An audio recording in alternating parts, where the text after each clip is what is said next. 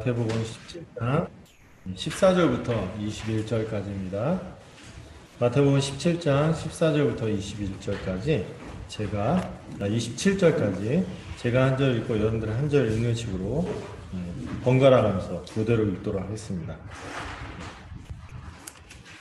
제가 먼저 읽겠습니다. 그들이 무리에게 이르매 한 사람이 예수께 와서 꿇어 엎드려 이르되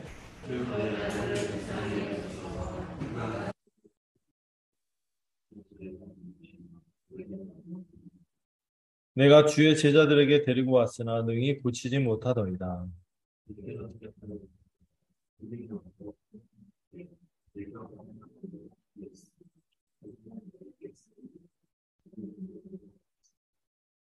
이에 예수께서 꾸짖으시니 귀신이 나가고 아이가 그때부터 나으니라.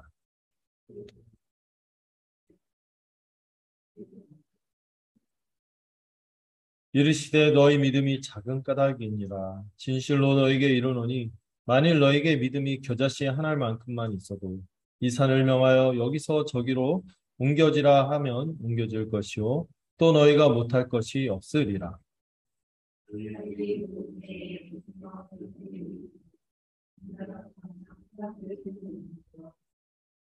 죽임을 당하고 제3일에 살아나리라 하시니 제자들이 매우 근심하더라.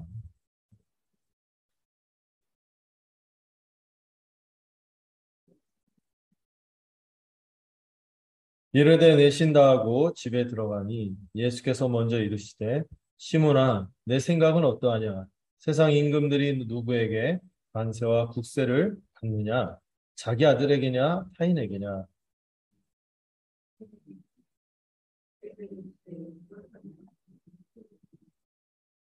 네, 함께 읽겠습니다. 그러나 우리가 그들이 실족하지 않게 하기 위하여 내가 바다에 가서 낚시를 던져 먼저 오르는 고기를 가져 입을 열면 돈 한 세겔을 얻을 것이니 가져다가 나와 너를 위하여 주라 하시니라.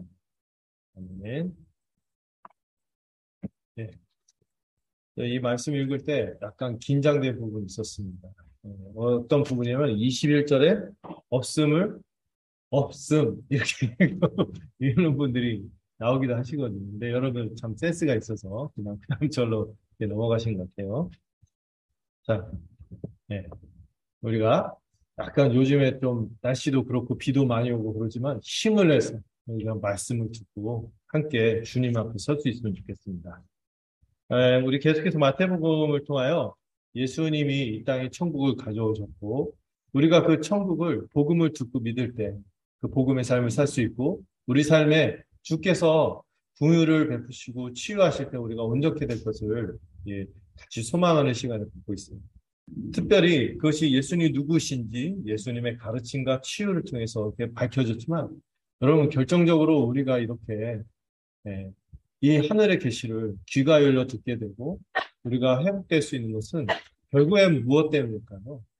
저는 그 16장부터 펼쳐지는 그 예수님의 십자가 고난 때문에 예수님 먼저 우리 대신에 이 죄인들을 위하여 우리 같은 자들을 위하여 십자가에서 죽으셨기 때문에 우리가 이런 천국의 복락을 누리는 것이 가능하다. 또 우리에게 열렸다는 것을 확인하고 있습니다. 이걸 생각할 때 이 앞에 내용들이 되게 중요하죠. 우리에게 정말 예수님을 그리스도라고 믿는 그 고백이 있는가? 지금도 살아계셔서 함께 하신 하나님의 아들로 믿고 있는 이 분명한 신앙 고백이 있어야 하며 또 우리가 뭘 믿어야 됩니까? 교회가 천국 열쇠를 가지고 있어서 이 말씀이 선포될 때 믿음으로 반응할 때 그 말씀이 열려서 천국 문을 열고 또 보이는 이 성례를 통하여 이것을 우리가 그 안에서 누릴 수 있게 되고 또 건징으로 우리가 다음 주 본문에 아무래도 이 건징에 대해서 쭉 얘기할 텐데 이 건징을 통하여 우리가 서로 피차 권하여 온전해질 수 있다는 거죠. 권하여 온전해질 수 있다는 거죠. 이래서 이 천국 열쇠를 받아 우리가 함께 살아간다는 거죠. 그리고 우리가 이 십자가의 도를 받아들일 때 분명한 것은 주님이 우리 대신에 십자가를 지시고 우리 대신 죽으셨다는 사실을 믿음과 동시에 우리가 그분을 믿을 때 그분으로부터 모든 십자가 혜택을 받아 누릴 뿐만 아니라 우리도 주님과 같은 모양의 삶으로 십자가의 길을 따라가게 된다는 것이 온전한 복음인 것입니다. 이 복음은 우리가 마음에 새기는 것이죠. 이 자기 부인과 이 십자가의 도를 깨달아야 하는 것이죠. 갑자기 이게 왜 나오는지 모르겠네요. 깜짝 놀랐네요. 네. 제가 뭘 잘못 눌렀나. 그래서 이 길을 가기 위해서는 우리가 분명한 비용 계산의 결단이 필요하고요.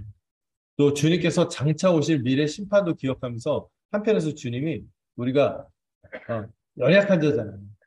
그래도 어느 정도 주님이 평가가 있고 심판이 있을 것을 생각하면서 긴장하며 살 것을 요구하고 또 한편에서는 주님이 왕권을 가지고 지금 우리 가운데 함께 있다는 것을 우리에게 실제로 보여주시기 위해서 지난주에 우리가 살펴본 부분이죠. 어떤 기적이 있었습니까? 변화산에서 그 산이 어떤 산인지 몰라요. 그냥 주님이 거기서 영광스럽게 변화됐기 때문에 변화산이라고 하는 것이죠. 영광스럽게 변형된 것을 보았습니다. 우리 모두가 이런 영광스러운 변형된 주님의 모습을 받기에 믿은 것이죠. 여기까지 온 것이죠. 이것을 본 자에게 또 주님은 또한 산 위에 영광만 누릴 것이 아니라 산 밑에 내려가서 엘리야가 갔던 것처럼 주님도 고난의 길을 갈 것이며 우리도 그 길을 가야 할 것을 암시적으로 말씀하셨다는 것을 살펴봤어요.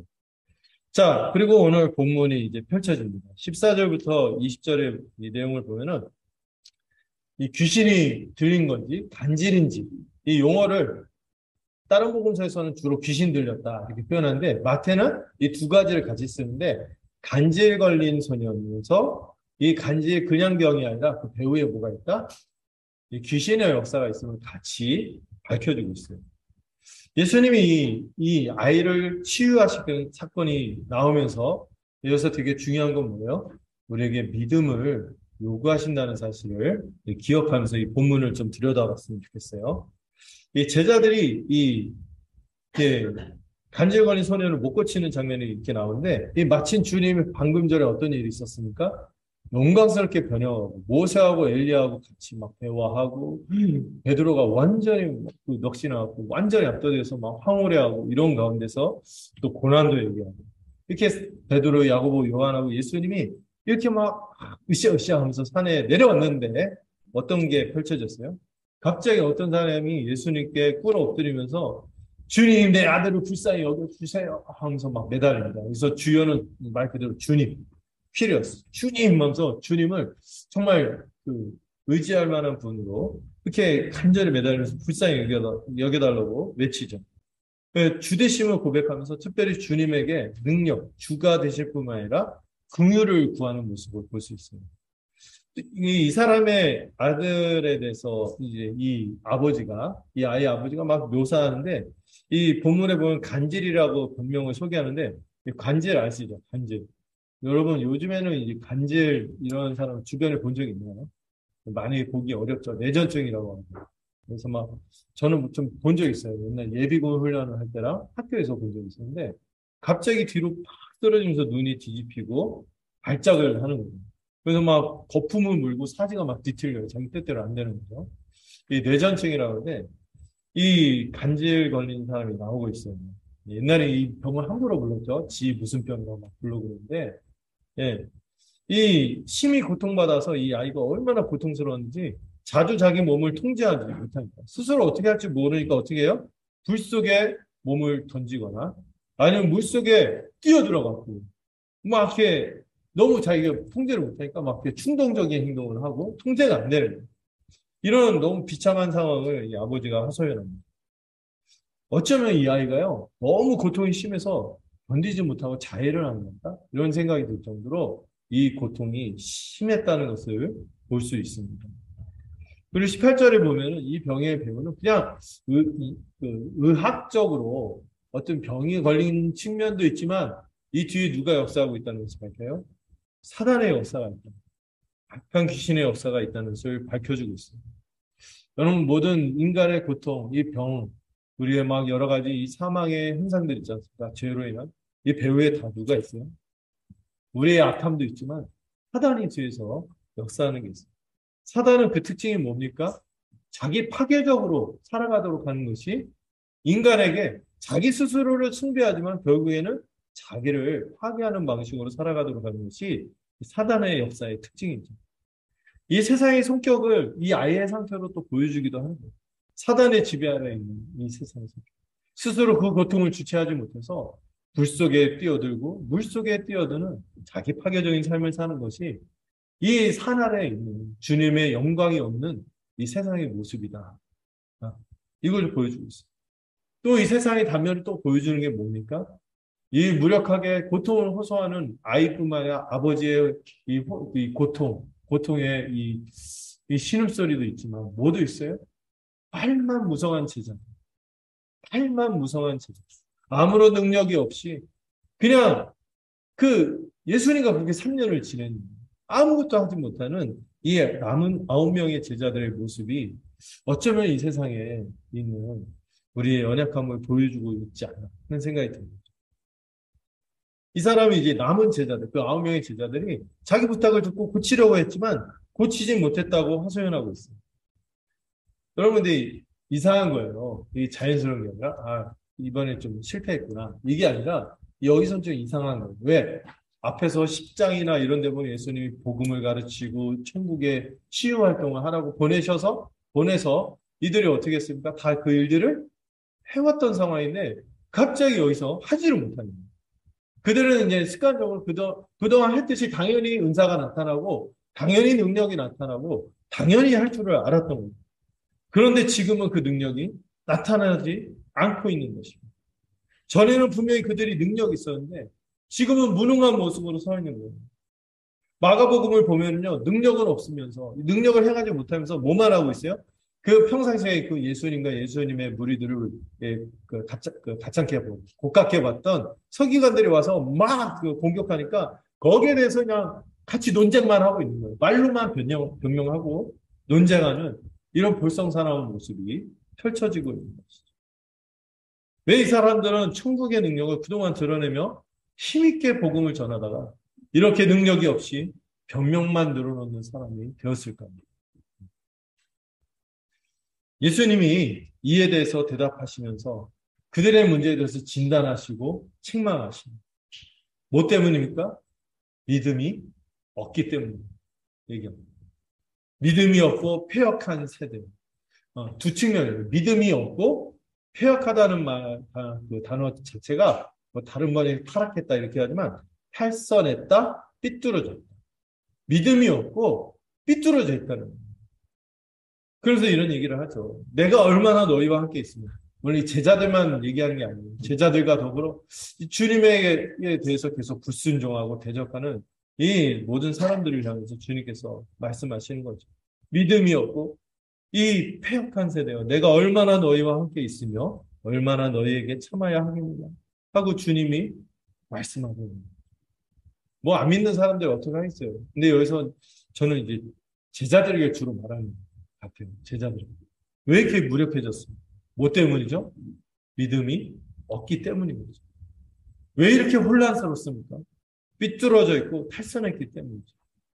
제자들은 믿음이 없고 이 패역한 세대 속에서 살아가면서 어느덧 무력해져 버렸어요. 세상은 여전히 사탄의 지배 안에서 자기 파괴적인 삶을 살아가도록 사람을 부추기고 세상을 그렇게 펼쳐가면서 좀 믿음으로 살려고 하는 사람들을 이제 좌절시키려고 하는 시도를 끊임없이 할 겁니다. 그때 막 연약하게 픽 쓰러지는 그런 사람들을 보면서 예수님은 한탄하시죠. 그런 인생들의 실상을 보면서 한탄하시죠. 네, 정말 우리가 마지막에 찬양하고 있죠. 연약함이 짝이 없죠. 네, 쓰러지기 짝이 없고. 예수님은 이제 곧 십자가를 지실 거예요. 예수님이 그 십자가를 누구를 위해서 지시죠? 우리 같이 연약한 사람, 못난 사람들을 위해서 십자가를 지시고 또 주님이 그동안 어떤 사람들을 받으셨죠? 세리와 죄인과 심지어 우리가 별로 가까이 하고 싶지 않은 창녀들. 이런 표현을 쓰는 것 자체도 참 그렇지만 이런 사람들인 거죠. 이 비루하고 못난 사람들을 자기 사람으로 받아들이고 끝까지 참으시고 견디시고 사랑하시고. 왜 그렇게 하셨습니까? 결국에 그들이 천국 백성이 되길 바라십니다. 천국 백성으로서 우리가 하나님 나라 복음에 대해서 배우지 않았습니까? 원래 하나님이 바랬던 하나님의 형상으로서 이 복된 세상을 읽으며 살아가는 그런 백성으로 살기를 바라시는 거예요. 우리의 구원 그냥 천국 가고 끝나는 게 아니라 그 천국에 합당한 백성이 되는 것이 주님의 꿈인 것이죠. 의롭고 거룩하며 능력 있게 살기를 바라시는 거예요. 그러나 지금 왜 주님이 이렇게 한탄하십니까? 왜 이렇게 마음이 조바심이 나서 왜 이렇게 책망하실까요?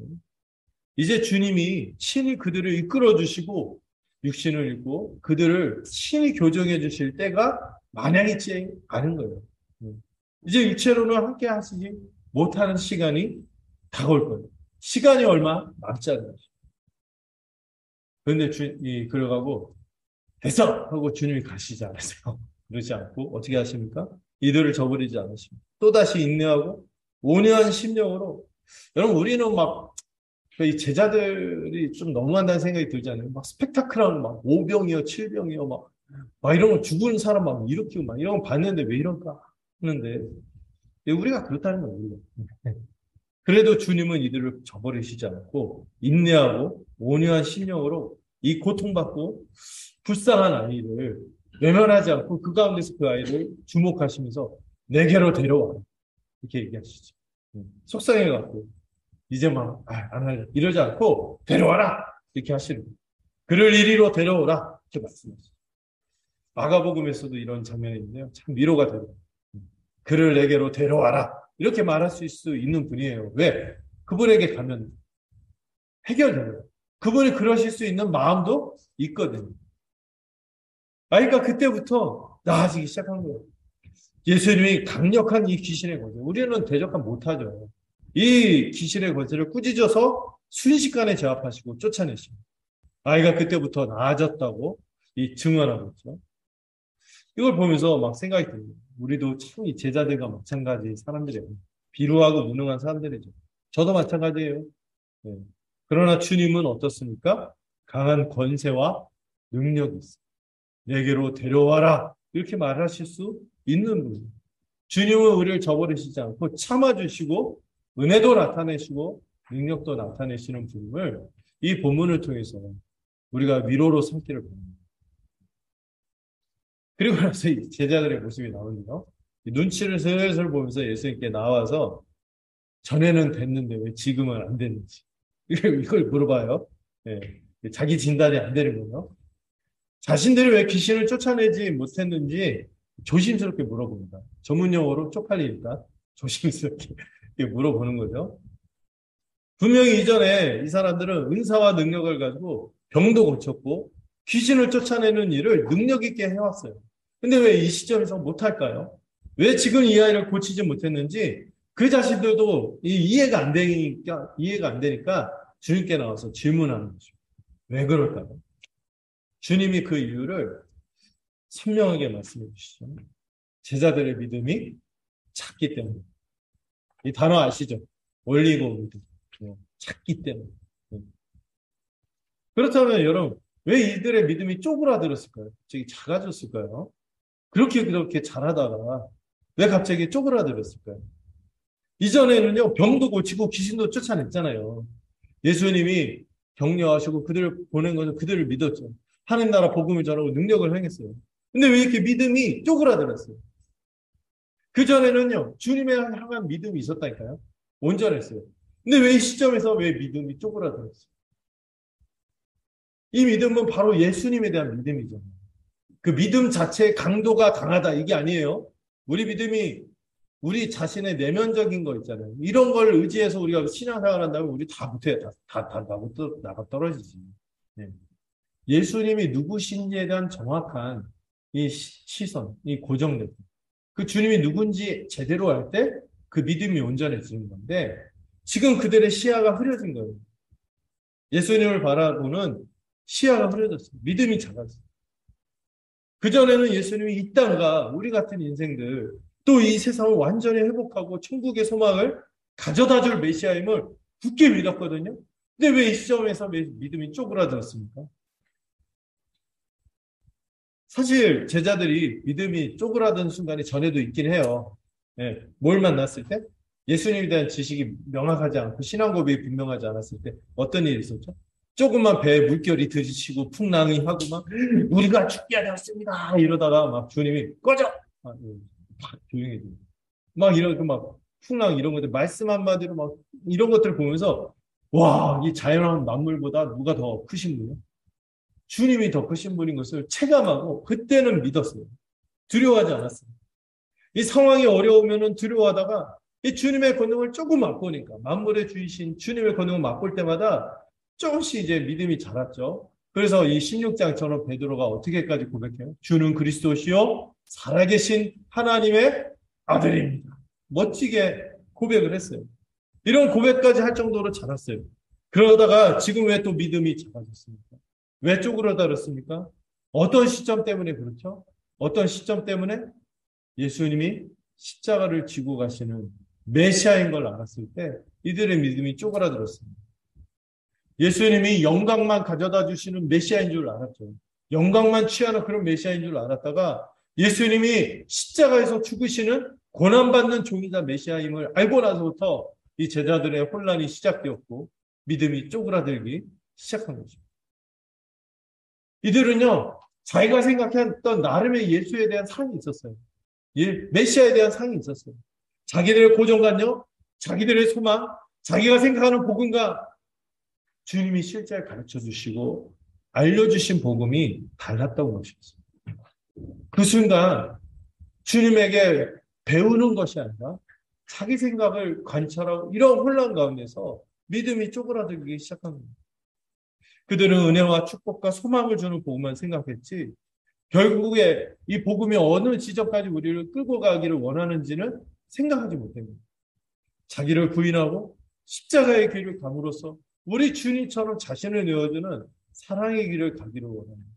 거룩의 길을 가기를 원하시는 주님의 온전한 뜻을 헤아리지 못하는 거예요.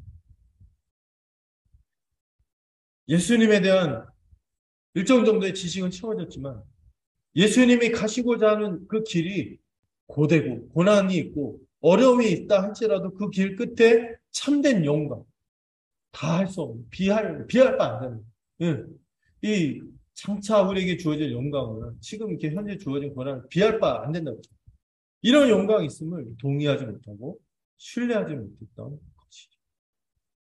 주님은 진실로 아멘 하면서 엄중하게 말씀하십니다. 믿음이 가장 작은, 그 당시 이제 가장 작다 비유를 들 때 겨자씨를 들었거든요. 실제 겨자씨보다 더 작은 씨가 있을 수 있는데 그 사람들은 이 겨자씨를 제일 작게 받아들였으니까요. 이 겨자씨 하나만큼만 믿음이 있다 하면은 이 그때 이제 속담처럼 쓴 게 불가능한 일을 행한다. 뭔가 감당할 수 없는 일을 행한다 할 때 산을 옮기다 이런 표현을 썼대요. 이 산을 옮길 수 있는 능력이 나타났을 것이다. 뭐가 있었다면 주님이 어떤 분인지에 대해서 분명히 알고 주님에 대한 그 신뢰가 이 겨자씨만큼이라도 있었다면은 이런 능력이 나타날 거고 어떤 것도 다 행할 수 있었을 것이라고 주님은 말씀하시는 것이죠. 믿음만 있으면 못할 것이 없다고 합니다.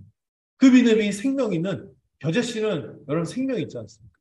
이 생명력 있는 참된 믿음이라면 그게 그 사람이 아무리 작다 할지라도 가진 게 없고 자질이 좀 부족하고 은사도 좀 모자랄 수 있고 그렇다 할지라도 그 믿음이 능력을 나타내고 이 주께서 바라시는 이 사명들을 감당할 수 있게 되는 거 아니겠습니까?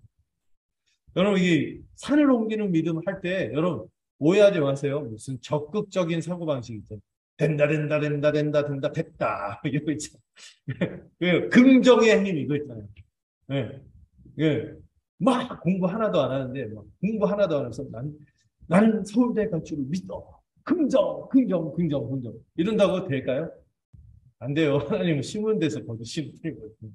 이런 거 다 무시하고 무슨 적극적 사고방식 긍정하면서 막 탄력을 부추기고 주님의 선하신 그분의 뜻은 헤아리지 않은 채 막 이렇게 믿음만 있으면 된다 이런 얘기하는 게 아니에요.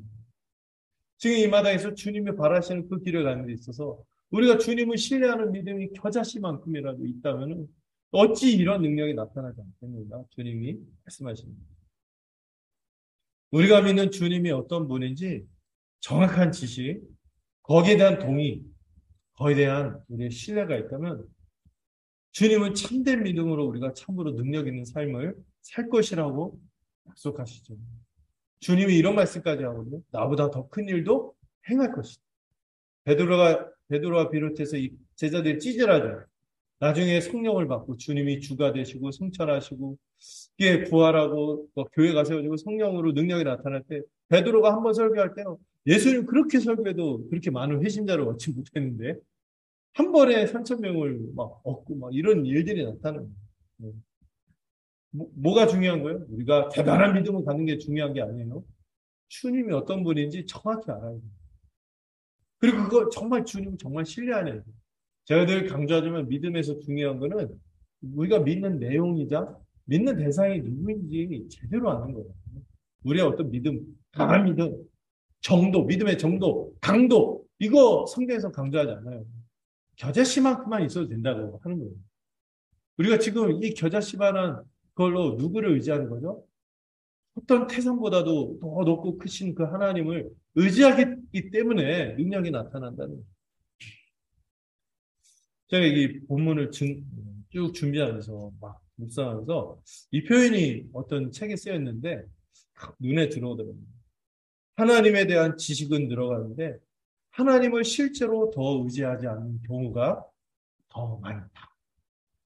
이런 얘기가 딱 눈에 들어오요. 우리가 배운다고 하잖아요. 하나님에 대한 지식은 늘어갈 수 있는데 하나님을 실제로 더 의지하지 않는 경우가 그냥 피상적인 지식으로 남아 있을 때가 많다고 한탄하는 어떤 주석가를 봤어요.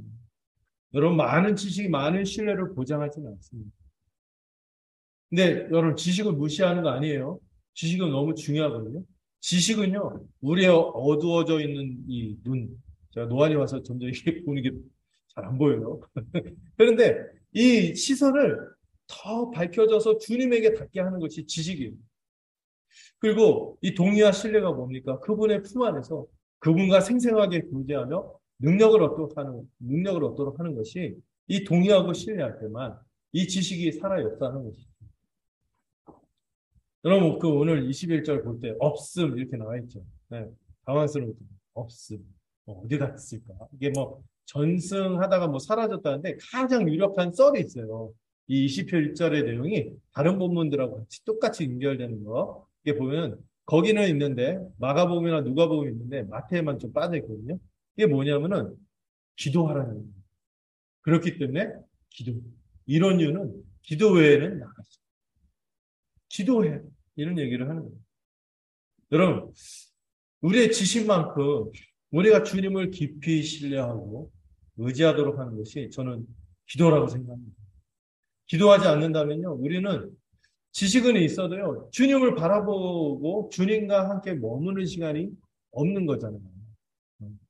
주님과 기도를 여러분들 뭔가 자판기처럼 구하는 거 아닌 거 아시잖아요. 저희가 그 어떤 책의 제목이 참 좋다는 게 사귐의 기도. 주님 품 안에 묵상하고 우리의 연약함을 하소연하고 기대해 주님을 소망하고 주께서 일하실 것을 자꾸 믿음의 눈으로 바라보려고 하는 시간이 기도 아니겠습니까? 기도하지 않을 때는요, 우리는 주님을 바라보지 않기 때문에 자꾸 어떻게 돼요? 자신의 보잘것없는 능력, 재주, 공로들, 내가 해왔던 것들, 자랑할 만한 것들 의지하게 돼 있습니다. 우리 자신이 그러면 여러분 우리가 마냥 괜찮나요? 안 그런 거 아니잖아요. 우리 자신이 연약함 보면서 막 무너지는 거예요. 우리 자신이 연약함만 묵상하지 않고 다른 사람의 연약함도 막 묵상해요. 훈계를 막 생각하면서 막 이렇게 안 될 거야, 안 될 거야 이렇게 부른다. 주님이 일하시는 것을 감지하지 못하는 거예요.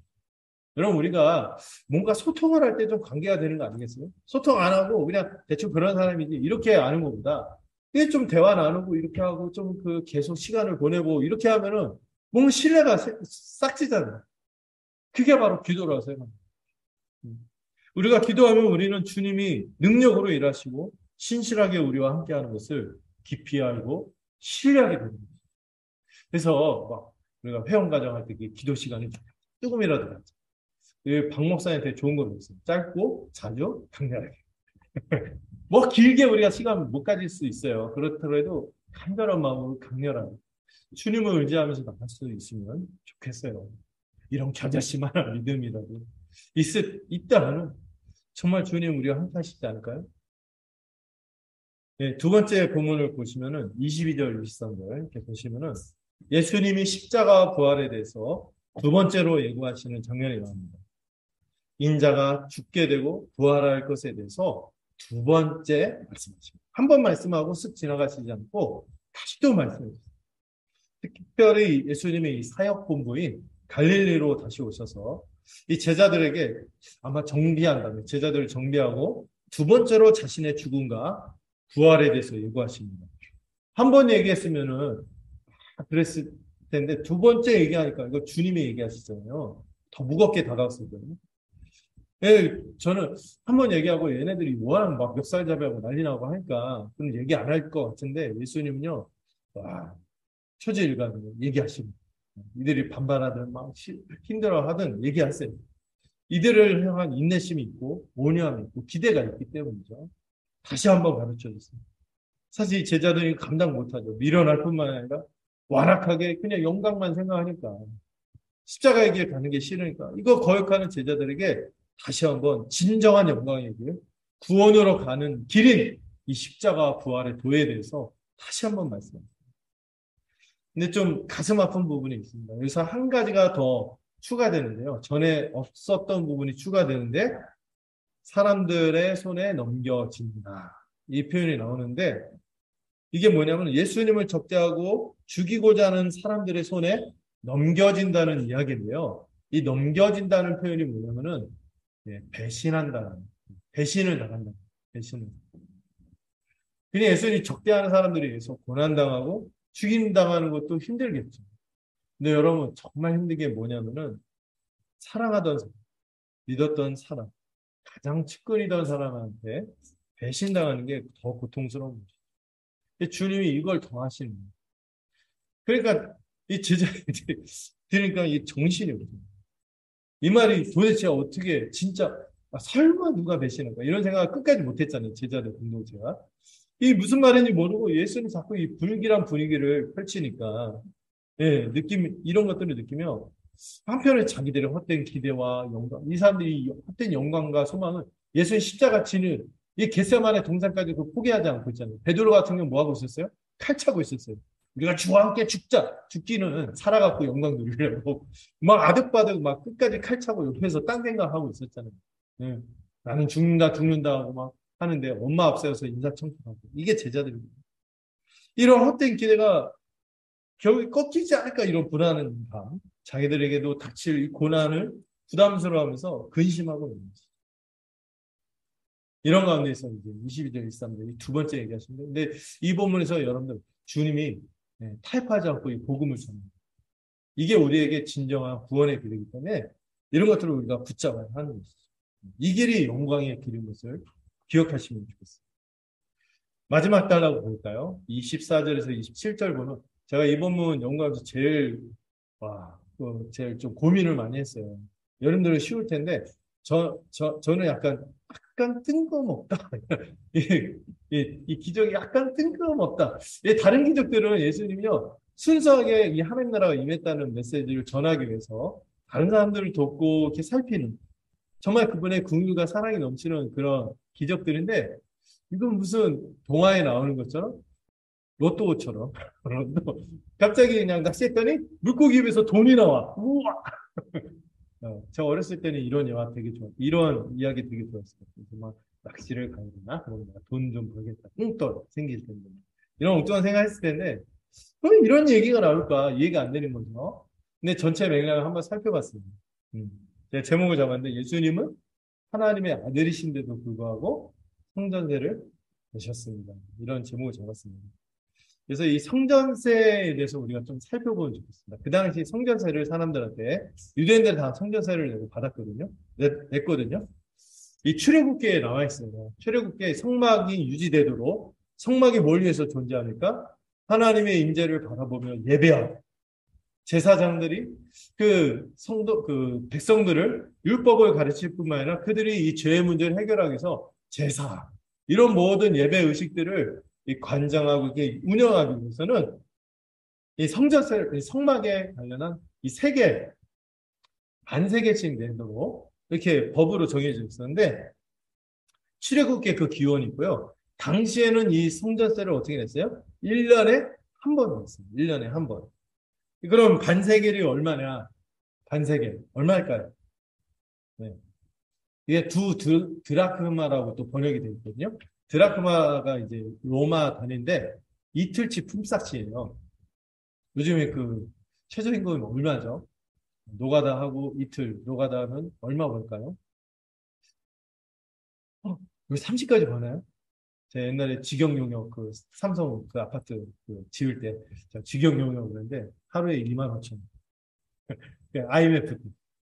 새벽에 나가고 한밤까지 막 일하는데 2만 5천 원 받았어요. 지금은 근데 이틀에 30만 원? 와. 근데 이 30만 원인데 여러분 꽤 되죠. 이 전 국민을 대상으로 받는 거예요. 30만 원을 받다 보니까 이 예배를 사모하고 정말 유대인은 기본적으로 이 성전을 중심으로 신앙생활을 했기 때문에 이 성전에 대한 충성이 강했거든요. 그래서 예배를 사랑하는 이들은 이걸 당연한 의무로 여겼고 대부분 기꺼이 냈습니다. 근데 이때쯤에는 약간 문제가 발생하는데 이 뭐 30만 원씩일까요? 전 국민이 30만 원씩 1년에 이렇게 다 낸다 생각해보세요. 꽤 되죠. 이 성전의 제사와 제사장들이 사명을 감당하는 것보다 좀 더 지나치게 많이 거두어져서 이 돈이 탐욕을 부리는 제사장들이나 사두개인들 그 굉장히 그 사람들 보면 금수저고 굉장히 탐욕스러운 집단이 나오잖아요. 탐욕은요 나쁜 사람만이 탐욕을 부려요. 뭐 이게 부한 거예요. 그러니까 이런 식으로 사용이 되니까 문제가 있는 거죠. 부를 축적하는 도구로 사용되는데 제가 보니까 워낙 돈이 나오니까 어떤 집까지 했냐면은 그 성전 안에다가 금으로 만든 포도나무 조형물로 만들어갖고 할 정도로 이렇게 예, 했다는 거죠. 그래서 어떤 이들은 이게 뭐 1년에 한 번 내는 게 맞냐 아니다. 평생에 한 번 내는 건데 왜 그러냐 하면서 입법을 달리 해석하면서 불만을 품는 사람들 생길 정도로 문제가 많았죠.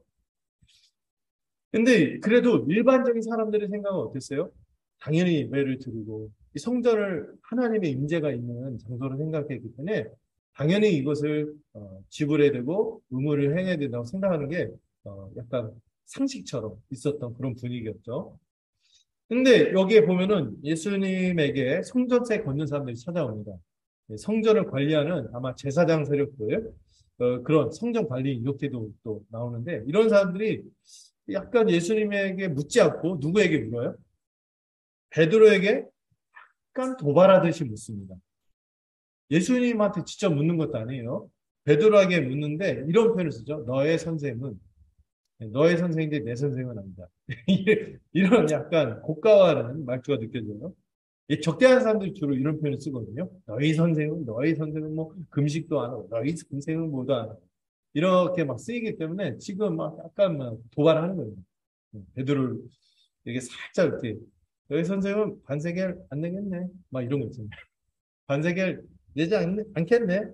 이 말은요, 뭘 의미하냐면, 내 선생 선정도 무시하고, 성전도 무시하고, 예배도 무시하는다구나. 이런 식으로 비꼬면서 막 말하는 거죠. 이 지금 성전 관리인들, 지금 보면은요, 예수님 곁에 있나요? 있는 것 같아요. 있는 것 같은데, 막 이렇게 얘기하는 거예요. 베드로 곁에 예수님이 있는데, 들으라고 얘기하는 것 같아요. 어쩌면 예수님이 집안에서 들었을 수도 있고, 들으라고 얘기했을까요? 어쨌든.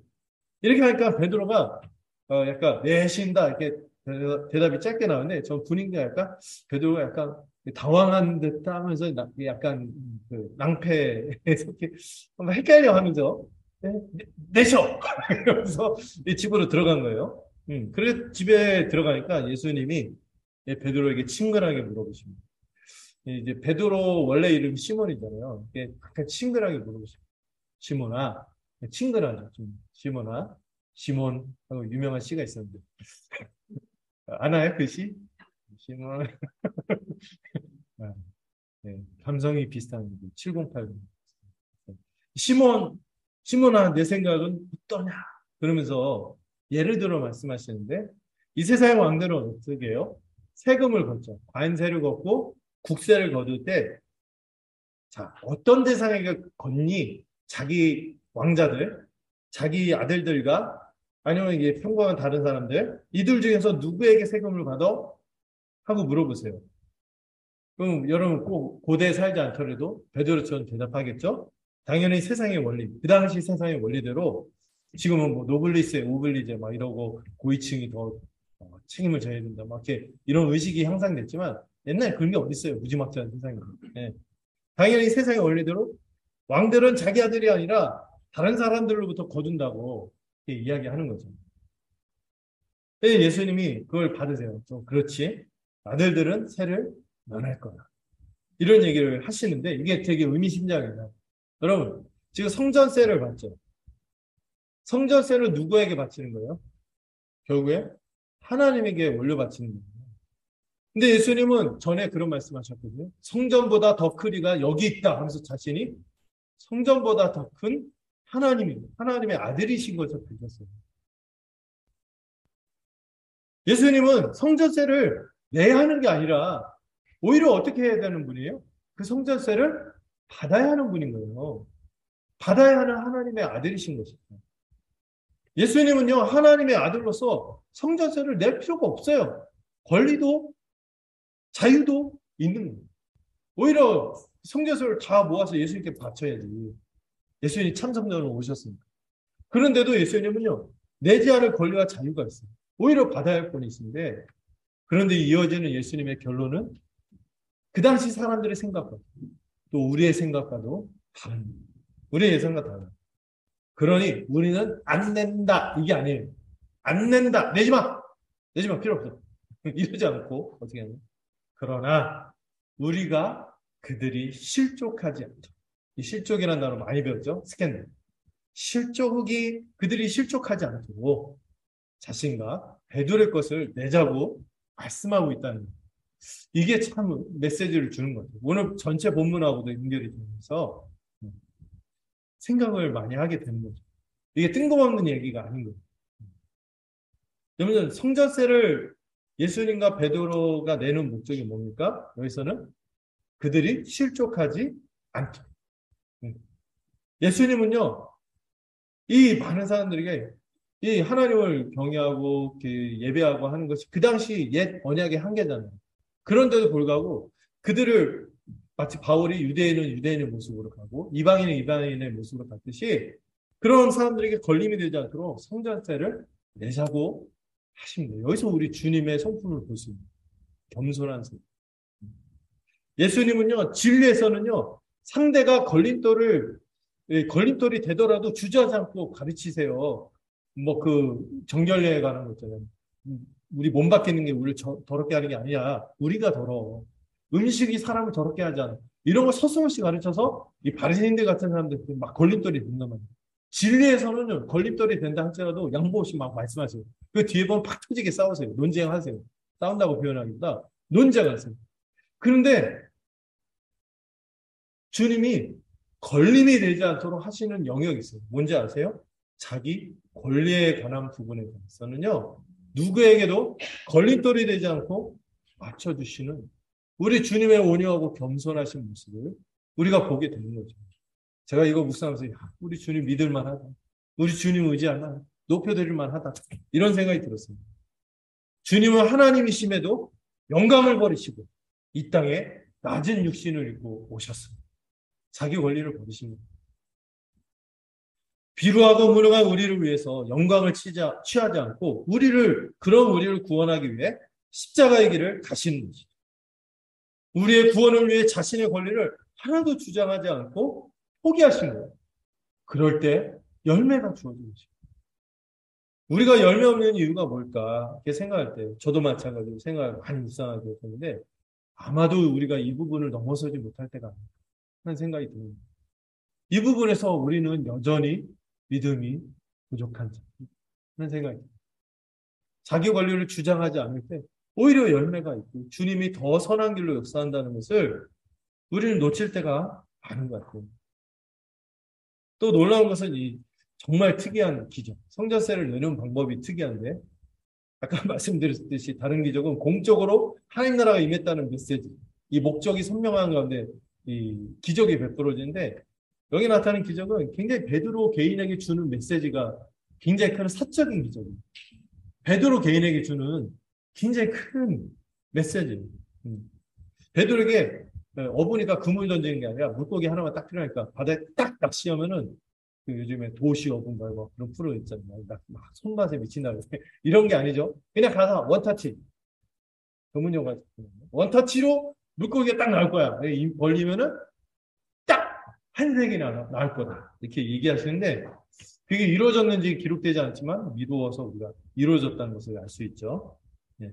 이 돈으로 이 한 세계, 반 세계씩 내는 거잖아요. 하나는 누구 거? 예수님 거 내고 하나는 네 거 내라. 이렇게 말씀하세요. 음. 예. 그만큼 이 돈이 없다는 거죠. 그렇게 해야지 얻을 정도. 근데 돈이 없지만 한편에서 이 기적이 뭐냐면 우리가 이렇게 없지만 하나님의 도움으로 살아간다는 것을 좀 생각하게 하기도 하고 그리고 없지만 주님께 드리고 하는 것도 하늘의 도움으로 낼 수 있다는 것도 생각하게 되는 거예요. 그런데 무엇보다도 이 기적의 목표는 누구에게 초점이 맞춰져 있어요? 여러분, 이 베드로에게는 이거는 굉장히 인상 깊은 기억입니다. 음. 이 기적을 통해서 얻은 돈이 성전세를 누구를 위해서 냅니까? 예수님과 자신을 위해서 이 세금을, 이 성전세를 내도록 이런 기적을 통해서 내도록 하셨고 베드로는 그걸 통해서 냈어요. 이걸 통해서 베드로는요, 아마도 영광을 보고 하더라도 이 고난의 길을 가고 하늘도 막 흔들렸을 거예요. 이 여정을 통하여, 이 과정을 통하여 더 예수님이 어떤 분이신 것을 확신했을까요? 하나님의 아들이시고, 정말 하나님의 아들이시고, 이런 일까지 주셨군요. 여러분들 개인적으로도 이런 참 은혜의 경험들 있지 않습니까? 내게만 허락했던 이런 감사한 경험. 하나님을 신뢰하고 바라보도록 했던 이런 경험들이 있는 것이죠. 그뿐만 아니라 예수님과 나눈 대화, 이 대화, 이 성전세를 내는 과정에서 이 대화, 주님은 하나님의 아들이십니다. 또 이 하나님의 아들로서 이런 기적을 베푸셨구나. 이걸 믿을 뿐만 아니라 동시에 여러분 이 성전세를 내면서 베드로 자신도 어떻게 살아야 한다는 것을 배웠을까요? 하나님의 아들이신데도 자기 권리를 주장하지 않고 걸림이 되지 않도록 하듯이 베드로 자신도 그렇게 살아야 한다는 것을 생각하고 기억나게 했던 이 체험이 주어졌다 생각합니다. 예수님은 하나님의 아들이심에도 권리를 포기하고 성전세를 내셨잖아요. 그리고 낼 때 나 자신도 같이 냈죠. 그럼 우리가 그 주님을 믿을 때 그 자기 권리를 포기하고 살아가신 주님을 믿는다면 우리 자신도 어떻게 살아가야 하는가? 이걸 이 기적으로 경험하도록 했다. 저는 생각이 듭니다. 예수님 목만이 아니라 베드로의 목도 내게 하셨다는 것은요. 우리도 생각하게 하는 거예요. 우리도 주님처럼 당연히 하나님의 아들의 지위를 누리죠. 바울도 늘 얘기하잖아요. 모든 것을 누릴 수 있지만 모든 것이 가능한 모든 것이 그렇지 않기 때문에 유익하지는 않기 때문에 이 자유와 권리를 누릴 수 있을 때 걸림이 되지 않도록 권리를 주장하지 않고 자기 부인의 길, 십자가의 길을 가야 한다는 것을 저는 이 에피소드도 말해준다고 생각합니다. 그런 의미에서 이 뜬금없는 얘기가 베드로 개인에게 깊이 새겨졌듯이 우리 자신도 이런 체험들을 해가면서 주님의 이 십자가의 길을 걸어가게 하시는 그 은혜를 소망하게 됩니다. 이런 물고기 체험이 있었으면 좋겠어요. 물고기 체험한 거 이상. 하늘의 도움을 얻고, 그리고 우리가 나를 부인하고 이렇게 하는 게 내 것으로 하려면 안 되잖아요. 하늘의 도움으로 된다는 것도 또 이 메시지에 있는 것 같아요. 말씀을 맺을게요. 주님이 보여주신 산위의 영광에도 불구하고 우리는 산 밑의 현실을 살아갑니다. 뭔가 사망과 사단의 역사가 질비하고 막 불 속으로 뛰어들고 물 속으로 뛰어들고 자기가 자기 스스로 해야 하는지도 모르고 살아가는 이런 세상에서 우리는 능력이 없고 비루하게 짝이 없어요. 능력도 없고 열매도 변변치 않는 것이 우리인 것이죠. 그러나 주님은 그런 우리를 고아처럼 내버려 두시지 않으시죠. 주님은 우리에게 뭘 보내주셨어요? 성령을 보내주셨죠. 고아처럼 너희를 버려두지 않고 주님이 우리의 연약함과 비루함을 보시면서 가만히 있나요? 탄식하는 마음으로 기도하시고 우리를 굳게 세우시기 위해서 지금도 간구하시고 또 우리를 새롭게 하시는 성령의 능력이 우리를 붙드실 줄 믿습니다. 네. 또 다만 주께서 우리에게 바라시는 건 뭐예요? 기억하고 믿는 것. 기억하고 믿는 것. 기도하며 주님과 교제하고 주님이 어떤 분인지 깊이 알도록 주님 품 안에 머물기를. 주님은 또 십자가 부활의 복음에 대해서 계속해서 알아들을 때까지 가르쳐 주세요. 제자들의 연약함을 알기에 이거 하나도 안 알려줬다가 예수님 갑자기 죽으셔. 얼마나 혼란이 컸겠어요. 미리 주님의 고난을 잘 해석하고 받아들이도록 준비하시는 거예요. 막상 주님이 고난을 당했을 때 이들은 역시 이해하지 못하고 다 주님을 떠나갔어요. 그러나 부활이 실제로 일어날지 몰랐기 때문에 다 그렇게 떠나갔지만 그러나 주님이 누누이 지금만 말씀하지 않고 또 말씀하시는 거예요. 이 누누이 말씀하시는 것 때문에 나중에 십자가 후에 부활이 있다는 거예요. 부활이 일어났을 때 모든 복음의 비밀을 알게 되었을 때 주님이 당하신 고난의 의미가 무엇인지를 더 깊게 마음에 새기게 된 것이죠. 주님은 값없는 은혜로 우리 대신 고난을 당하셨을 뿐만 아니라 우리도 제자로서 자신들이 당할 고난의 몫도 담대히 받아들이도록 우리의 마음을 새롭게 하시고 능력도 주시는 거예요. 주님은 우리로 하여금 고난 없는 영광이 없다는 것을 분명히 알려주세요. 그러나 이 고난을 거칠 때 이 영광스럽고 영원한 생명을 얻기 위해서 자기 십자가를 져야 한다는 것을 깊이 깨닫게 하십니다. 마지막으로 우리 주님은 하나님의 아들로서 권리와 자유가 있음에도 십자가의 길, 사랑의 길을 가셨다는 것. 이 사랑의 길을 가셨다는 것을 우리가 함께 기억하게 됩니다. 여러분들에게도 이런 체험이 있었으면 좋겠어요. 그래서 더 주님을 따라가는 이 주님을 홍보하고 사랑하고자 하는 마음이 생기는 일들이 있기를 바랍니다. 그래서 그 우리의 삶의 모양이 어떤가요? 어떤 이에게도 걸림돌이 되지 않도록 넘어지지 않도록 자신의 권리와 자유를 주장하지 않고 제안하신 주님의 삶의 본을 따라 부끄럽지만 저도 그렇게 살아야겠죠. 저도 그렇게 살고 또 여러분과 더불어 우리가 함께 자기를 주장하기보다 이 십자가의 길, 사랑의 길을 함께 가기를 간절히 소망합니다. 기도하겠습니다. 주님, 우리는 산 밑에 악한 영과 비참함이 가득한 현실을 마주하고 또 우리 자신은 아무것도 가진 게 없고 또 우리 자신의 마음 자체가 비루해서 무능한 우리를 마주할 때가 많습니다. 그때마다 영광스러운 주님을 바라보게 하여 주시옵소서. 어떤 것이든지 내게로 데려오라. 이렇게 당당하게 말씀하시는 주님을 묵상하고 또 우리를 내버려 두시지 않고 능력을 행하시는 주님을 더 신뢰하고 바라보는 또 믿는 우리가 되기를 소망합니다. 십자가 부활의 복음을 늘 배우고 또 배워서 또 마음에 깊이 새겨서 지식만 늘어가는 것이 아닙니다. 참으로 우리의 삶에서도 신뢰함으로 이 체득하는 우리가 되도록 붙들어 주시옵소서.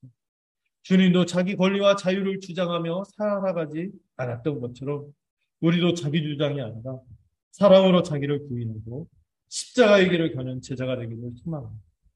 이 능력과 마음 또한 주님이 허락하실 줄을 소망합니다. 주님께 모든 은총과 도우심을 구하며 우리 주 예수님의 이름으로 기도드렸습니다.